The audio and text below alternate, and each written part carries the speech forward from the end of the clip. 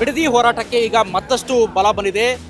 ನ್ಯಾಯಮೂರ್ತಿಗಳು ಇವತ್ತು ಬೆಂಬಲವನ್ನು ಸೂಚಿಸಿದ್ದಾರೆ. ಹಾಗೆ ಪರಿಸರ ಹೋರಾಟಗಾರರು ಕೂಡ ಬೆಂಬಲವನ್ನು ಸೂಚಿಸಿದ್ದಾರೆ. ರೈತ ಮುಖಂಡರು ಕೂಡ ಬೆಂಬಲವನ್ನು ಸೂಚಿಸಿದ್ದಾರೆ. ಪರಿಸರ ಹೋರಾಟಗಾರ ವಿಜಯ್ ನಿಶಾಂತ್ ತಮ್ಮ ಜೊತೆ ಇದ್ದಾರೆ. ಏನು ಹೇಳ್ತಾರೆ ಕೇಳೋಣ. ಎಸ್ ಸರ್, ಇವತ್ತಿನ ಒಂದು ಪಬ್ಲಿಕ್ ಹಿಯರಿಂಗ್ ಅಲ್ಲಿ ಏನೇನು ಚರ್ಚೆ ಆಯಿತು, ನೀವು ಏನೇನು ಮಂಡಿಸಿದ್ರಿ ಸರ್? ಇವಾಗ ಜಸ್ಟಿಸ್ ಅವ್ರು ಹೇಳ್ದಂಗೆ ನಿಮಗೆ ಗೊತ್ತಿದೆ, ಎಲ್ಲ ರಾಂಗ್ ಇದೆ, ಈ ನೋಟಿಫಿಕೇಶನ್ ರಾಂಗ್ ಇದೆ ಅಂತ ಹೇಳಿದ್ದಾರೆ. ಆಮೇಲೆ ಇದು ಆ ಪ್ಲಾನಿಂಗ್ ಕಮಿಟಿ, ಆಮೇಲಿಂದ urban planning complete different prospect ಅಂತ ಹೇಳಿದ್ದಾರೆ. ಇದು ಅಸಿಂಧು ಕೂಡ ಅಂತ ಹೇಳಿ ಒಬ್ರು ಸುಪ್ರೀಂ ಕೋರ್ಟ್ ಜಸ್ಟಿಸ್ ಅವರು ಹೇಳಿರೋದು ಒಂದು.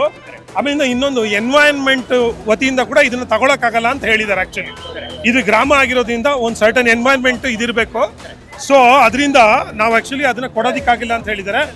It's a very very happy ನಮಗೆ ಜಸ್ಟಿಸ್ ಅವರು ಈ ಥರ ಒಂದು ವಿಚಾರ ಸಪೋರ್ಟ್ ಲೆಂಡ್ ಮಾಡಿರೋದು. ಆ್ಯಕ್ಚುಲಿ ಅವ್ರು ಹೇಳಿದ್ದಾರೆ ಇದನ್ನ ಮುಂದಕ್ಕೆ ಹೋಗೋದಕ್ಕೂ ಬಿಡೋದಿಲ್ಲ ಅಂತ ಹೇಳಿರೋದ್ರಿಂದ ಇದು ತುಂಬಾ ದೊಡ್ಡ ಶಕ್ತಿಯಾಗಿರುತ್ತೆ. ಆಮೇಲೆ ಇನ್ನೊಂದು ಊಹಾಪೋಹಗಳಿತ್ತು ಗೊತ್ತಾ, ಈ ಈ ಈ ಲ್ಯಾಂಡ್ನ ಇದನ್ನ ಕೊಡಬೇಕು ಕೊಡಬಾರ್ದು ಅಂತ ಹೇಳಿ. ಯಾರು ಕೊಡಬೇಕು ಅಂತಿದ್ರೋ ಅವರು ಕಂಪ್ಲೀಟ್ ಆಗಿ ರಾಂಗ್ ಅಂತ ಕೂಡ ಇವತ್ತು ಜಸ್ಟಿಸ್ ಅವ್ರು ಹೇಳಿದ್ದಾರೆ ಆ್ಯಕ್ಚುಲಿ.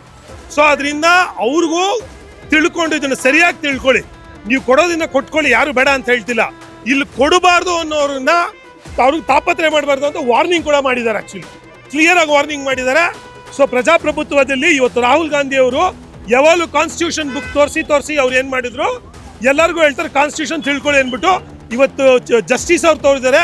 ಈ ಕಾನ್ಸ್ಟಿಟ್ಯೂಷನ್ಸ್ನ ರಾಹುಲ್ ಗಾಂಧಿ ಅವ್ರಿಗೆ ತೋರಿಸೋಂಥ ದಿನ ಬಂದಿದೆ. ಆಮೇಲಿಂದ ಕಾಂಗ್ರೆಸ್ ಅವ್ರಿಗೆ ನಾವು ಖಂಡಿತ ಈ ಕಾನ್ಸ್ಟಿಟ್ಯೂಷನ್ ಬುಕ್ಸ್ನ ಇವ್ರು ಏನು ಇವತ್ತು ನೋಟ್ ಮಾಡಿದಿರೋ ಅದನ್ನಿಟ್ಟು ನೆಕ್ಸ್ಟ್ ವೀಕಲ್ಲಿ ಸೆಂಡ್ ಮಾಡ್ತೀವಿ.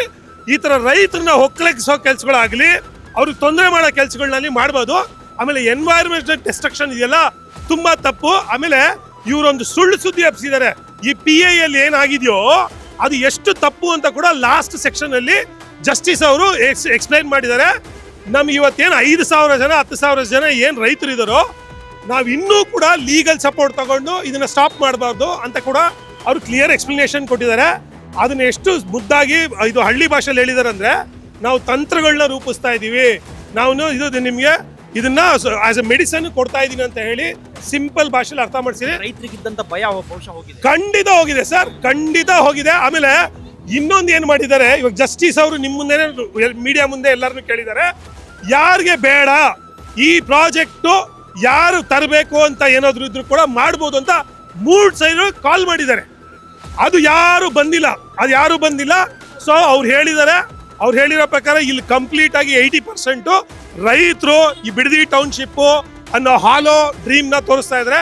ಕೇಳಬೇಡಿ, ಅದನ್ನ ಇವತ್ತು 3 ಆಗಿದೆ ಆಕ್ಚುಲಿ.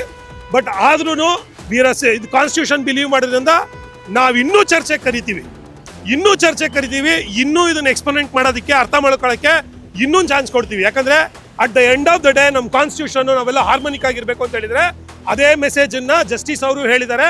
ಈ 26 ಹಳ್ಳಿ ಜನಗಳನ್ನ ಅಣ್ಣ ತಮ್ಮದಿರು ಅಂತ ಹೇಳಿ ಇರಬೇಕು ಅಂತ ಹೇಳಿದ್ದಾರೆ. ಸೊ ಅದನ್ನ ನಾವು ರೆಸ್ಪೆಕ್ಟ್ ಮಾಡ್ತೀವಿ. ಇವತ್ತು ಅವ್ರು ಏನು ಡಿವೈಡ್ ಆಗಿದ್ದಾರೋ ಬೇಡ ಅಂತ ಸುಳ್ಳು ದೇಬಿಸ್ಕೊಂಡು ರಿಯಲ್ ಎಸ್ಟೇಟ್ ಜೊತೆ ಸೇರ್ಕೊಂಡಿದ್ದಾರೋ ಅವರೆಲ್ಲ ಬಂದು ಕರೆಕ್ಟಾಗಿ ಮಾತಾಡಿ ಯಾವುದು ಸರಿ ಅನ್ನೋದನ್ನ ನಡೆಸ್ಕೊಟ್ರೆ ವಿಲ್ ರೆಸ್ಪೆಕ್ಟ್ ದೆಮ್. ಇದರಲ್ಲಿ ಏನು ನಾವು ಯಾರನ್ನು ಒಡಕ್ ಮಾಡಬೇಕು, ಯಾರಿಗೆ ದುರುದ್ದೇಶ ಇಟ್ಕೊಂಡಿದ್ದೀರೋ ಆಪೋನೆಂಟ್ ಅನ್ನೋ ವಿಚಾರ ಇಲ್ಲ. ನಿಮ್ಮ ಹೋರಾಟ ಇನ್ನೂ ಕೂಡ ಖಂಡಿತ ಇವಾಗ ಜಸ್ಟಿಸ್ ಅವ್ರು ಹೇಳಿರೋದ್ರಿಂದ ನಮಗೆ change.org ಆನ್ಲೈನ್ ಅಲ್ಲಿ 80,000 ಸಿಗ್ನೇಚರ್ ಆಗಿದೆ ಇವತ್ತಿಗೆ. ಅದನ್ನ ಅವರು ಸಬ್ಮಿಟ್ ಮಾಡಿ ಅಂತ ಹೇಳಿದಾರೆ. ಅದನ್ನ ನಾನು ಸಬ್ಮಿಟ್ ಮಾಡ್ತೀನಿ ಅವ್ರಿಗೆ. ಆಮೇಲೆ ಅವ್ರ ಹತ್ರ ಕನ್ಸಲ್ಟೇಷನ್ ಮಾಡ್ತೀನಿ ಎನ್ವೈರನ್ಮೆಂಟ್ಲಿ ಇದನ್ನ ನಾನು ಹೆಂಗೆ ಟ್ಯಾಕಲ್ ಮಾಡ್ಬೋದು ಅಂತ ಕೇಳಿದ್ರೆ ಅವ್ರನ್ನ ರಿಕ್ವೆಸ್ಟ್ ಮಾಡ್ಕೊತೀನಿ. Actually sure will gonna support it. Thank you. ಇವತ್ತಿನ ಹೋರಾಟದಲ್ಲಿ ಕಾನೂನಿನ ಬಲ ಬಂದಿದೆ ಇವತ್ತು ನಮ್ಮ ಹೋರಾಟಗಾರರಿಗೆ, ರೈತರಿಗೆ. ಅದರಲ್ಲೂ ಇವರು ಸೃಷ್ಟಿ ಮಾಡ್ತಾ ಇರೋದು ಈಗ ಮತ್ತೊಂದು ಸ್ಲಮ್ನ ಇಲ್ಲಿ ಸೃಷ್ಟಿ ಮಾಡ್ತಾ ಇದ್ದಾರೆ. ಅದರಲ್ಲಿ ಯಾವುದೇ ಒಂದು ಇದಿಲ್ಲ.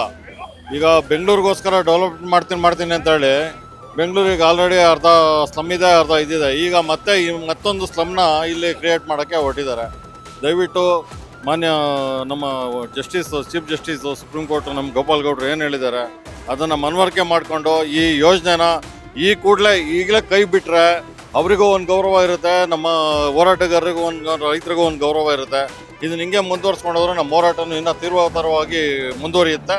ಆಸ್ ಎ ವಕೀಲನಾಗಿ ನಾನು ಹೇಳ್ತಾ ಇದ್ದೀನಿ, ನಾನು ಇದನ್ನು ತೀವ್ರವಾಗಿ ಖಂಡಿಸ್ತಾ ಇದ್ದೀನಿ. ಈ ಅಕ್ವಿಷನ್ನು ನಮ್ಮ ಯಾರಿಗೂ ಇಷ್ಟ ಇಲ್ಲದೆ ಮಾಡಿದ್ದಾರೆ. ನಮ್ಮ ಯಾವೊಂದು ಕನ್ಸೆಂಟು ತೊಗೊಂಡಿಲ್ಲ, ಯಾವೊಂದು ಇದೂ ಮಾಡಿಲ್ಲ, ನಮಗಿಲ್ಲಿ ಒಂದು ಮೀಟಿಂಗ್ ಮಾಡಿಲ್ಲ, ನಮ್ಮ ಏರಿಯಾ ಪ್ಲ್ಯಾನ್ ಕೊಟ್ಟಿಲ್ಲ, ನೀಲ ನಕ್ಷೆ ಏನು ಕೊಟ್ಟಿಲ್ಲ.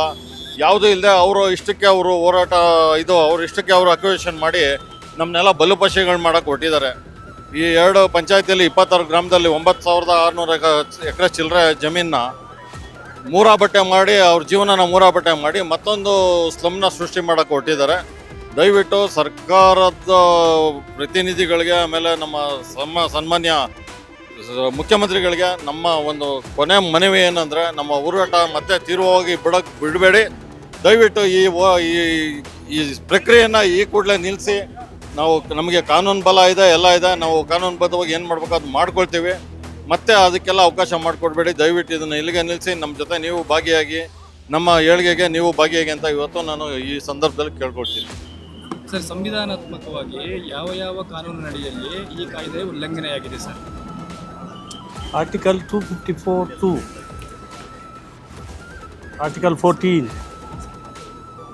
Fundamental Right, ready with Article 19(1)(e), 21, Life includes livelihood.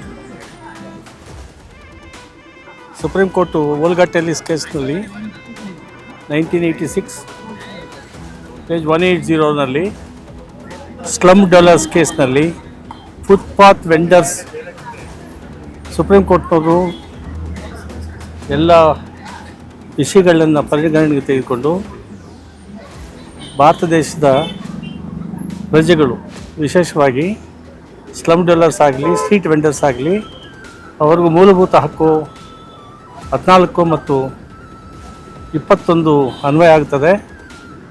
ಇಲ್ಲಿ ರೈತರು ಎಲ್ಲರೂ ಕೂಡ ಕೃಷಿ ಭೂಮಿಗಳ ಮೇಲೆ ಆಧಾರ ಪಟ್ಟಿರ್ತಾರೆ.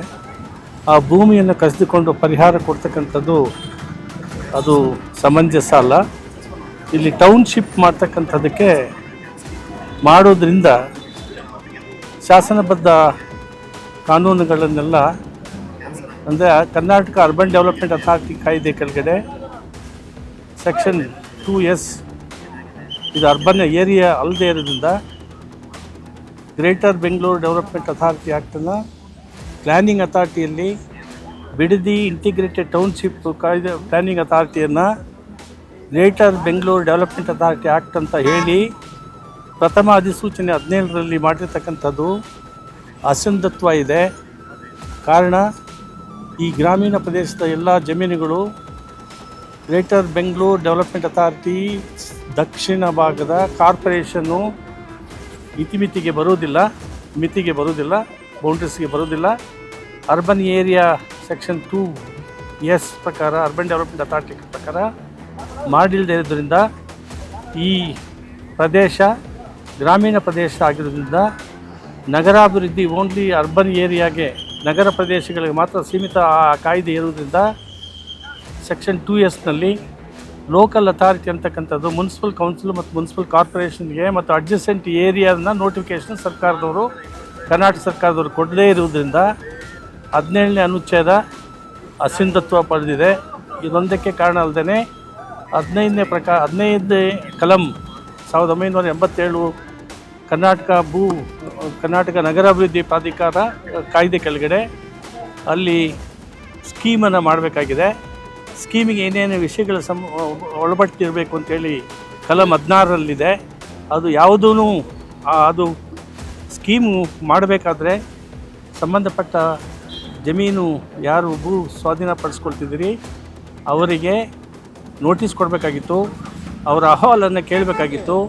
ಅದನ್ನೆಲ್ಲ ಏನು ಕೇಳ್ದೇನೆ ನೀವು ಸ್ಕೀಮ್ ಇಲ್ಲದೇನೆ 17ನೇ ಅನುಚ್ಛೇದದಲ್ಲಿ ಪ್ರಥಮ ಅಧಿಸೂಚನೆ ಹೊರಡಿಸಿರೋದು ಶೂನ್ಯ ಅಂತ ಹೇಳಿ ಸುಪ್ರೀಂ ಕೋರ್ಟ್ ತೀರ್ಮಾನ 1999 Babu Varghese versus Kerala state bar ಕೌನ್ಸಿಲ್ನವರು, ಹಿಂದೆ ಪ್ರಿವಿ ಕೌನ್ಸಿಲ್ ಮತ್ತು ಹೌಸ್ ಆಫ್ ಚಾನ್ಸಲರ್ಸ್ ಡಿಸಿಷನ್ನು, ಟೈಲರ್ ವರ್ಸಸ್ ಕಿಂಗ್ ಎಂಪರರ್ ಮತ್ತು ಇಂದಿನ ಸರ್ವೋಚ್ಚ ನ್ಯಾಯಾಲಯದ ತೀರ್ಪುಗಳನ್ನು ಪಾಲಿಸಿ ಒಂದು ಮಹತ್ತರವಾದ ಚಾರಿತ್ರಿಕವಾಗಿರ್ತಕ್ಕಂಥ ತೀರ್ಪು.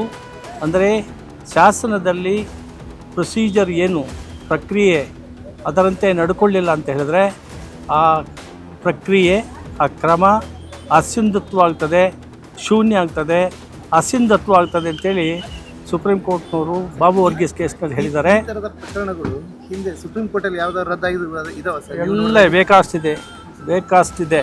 ಇದು ಇನ್ನೂ ಬಹಳ ಒಳ್ಳೆಯ ಕೇಸು. ತೀರ್ಮಾನಗಳು ಮಾಡಿರೋದು ಕೇಸುಗಳಿಗಿಂತ ಬಹಳ ಅತಿ ಹೆಚ್ಚಿನ ಒಳ್ಳೆಯ ಮೆರಿಟ್ಸ್ ಮೇಲೆ ಇರ್ತಕ್ಕಂಥ ಕೇಸು ಅಂತ ನಾನು ಈಗಾಗಲೇ ನನ್ನ ಮಾತಿನಲ್ಲಿ ಹೇಳಿದ್ದೀನಿ. ನಾವು ಸಾರ್ವಜನಿಕರ ವಿಚಾರಣೆ, ರೈತರ ಹೆಣ್ಣುಮಕ್ಕಳು ಎಲ್ಲರನ್ನೂ ವಿಚಾರಣೆ ಮಾಡಿದ್ದೀವಿ, ಅದನ್ನೆಲ್ಲ ರೆಕಾರ್ಡ್ ಮಾಡ್ಕೊಂಡಿದ್ದೀವಿ. ನಾವು ಸೋಮವಾರ ತಪ್ಪಿದ್ರೆ ಮಂಗಳವಾರ ಒಳಗಡೆ ಒಂದು ತೀರ್ಪನ್ನು ನೀಡಿದ್ದೀವಿ. ತೀರ್ಪು ನಮ್ಮದಿದೆ. ಈ ನೋಟಿಫಿಕೇಷನ್ಸು ಭೂಸ್ವಾಧೀನದ ಪ್ರಕ್ರಿಯೆ ಸಂವಿಧಾನದ ವಿರೋಧವಾಗಿದೆ, ಶಾಸನ ವಿರೋಧವಾಗಿ, ಕಾನೂನು ವಿರೋಧವಾಗಿದೆ, Karnataka urban development authority act ವಿರೋಧವಾಗಿದೆ, ಸಂವಿಧಾನದಲ್ಲಿ 243ZE ಮತ್ತು ZF ವಿರೋಧವಾಗಿದೆ. ಆದ್ದರಿಂದ ಪ್ಲ್ಯಾನಿಂಗ್ ಅಥಾರಿಟಿ ಬೇರೆ, ಡೆವಲಪ್ಮೆಂಟ್ ಅಥಾರಿಟಿ ಬೇರೆ.